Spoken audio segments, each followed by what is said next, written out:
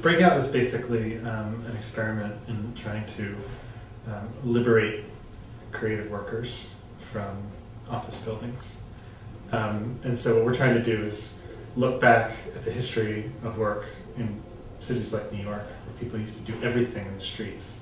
They used to, make things, they used to sell things, they used to eat things, they used to exchange information, and basically take back the streets as a place for doing, creative things and things that require us to be stimulated and work together. The New York Stock Exchange was founded by an agreement called the Buttonwood Agreement.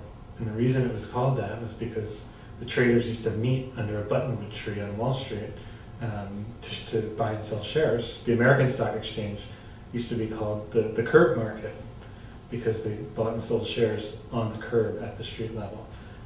It's only in the last 50, 60 years that we've taken all that creative energy and sucked it up into office buildings and isolated it from public life.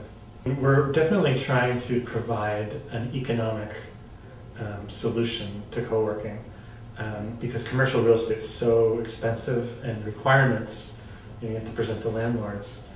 We're in a co-working space now. It took the better part of a year to get this off the ground because it's such a challenging place in New York. San Francisco or Miami, it's much easier to get space, much more cost effective.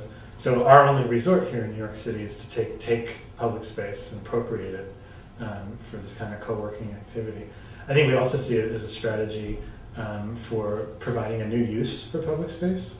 So when NYC Wireless put Wi-Fi in Bryant Park about 5 years ago, all of a sudden we started seeing people working on their laptops there during the day. And so the park then went and put little lecture desks on about 10% of their folding chairs. And so it didn't take over the park, it was just yet another of the many activities that people do in public spaces.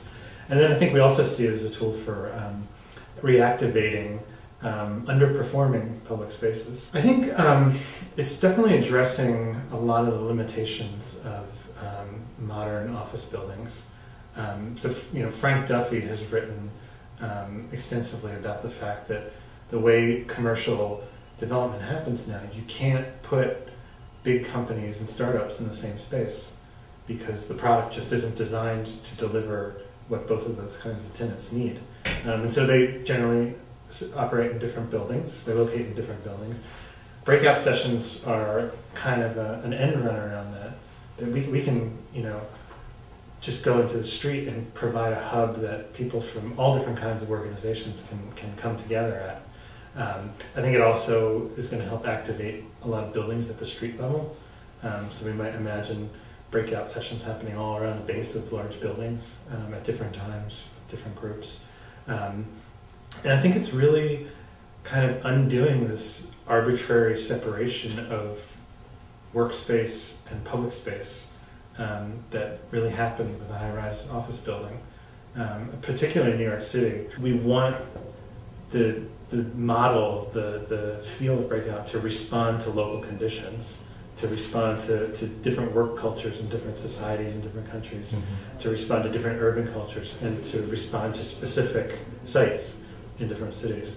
And so what we're hoping is that once we demonstrate, this is possible, and this is what it might look like, or could look like, that people will riff on that and remix it and copy it and sort of project it back to us and help us improve it. So I'm hoping that there'll be like 1,000 little breakout experiments all over the world over the next year that we can document and learn from, and hopefully we do it again here in New York. I'm hoping we have an impact on people that design and operate and manage office buildings, because I think traditionally, particularly in the security environment now, they've really turned their back on the streets and the surrounding area. And I think that what we're going to be doing is something that's appealing to their tenants.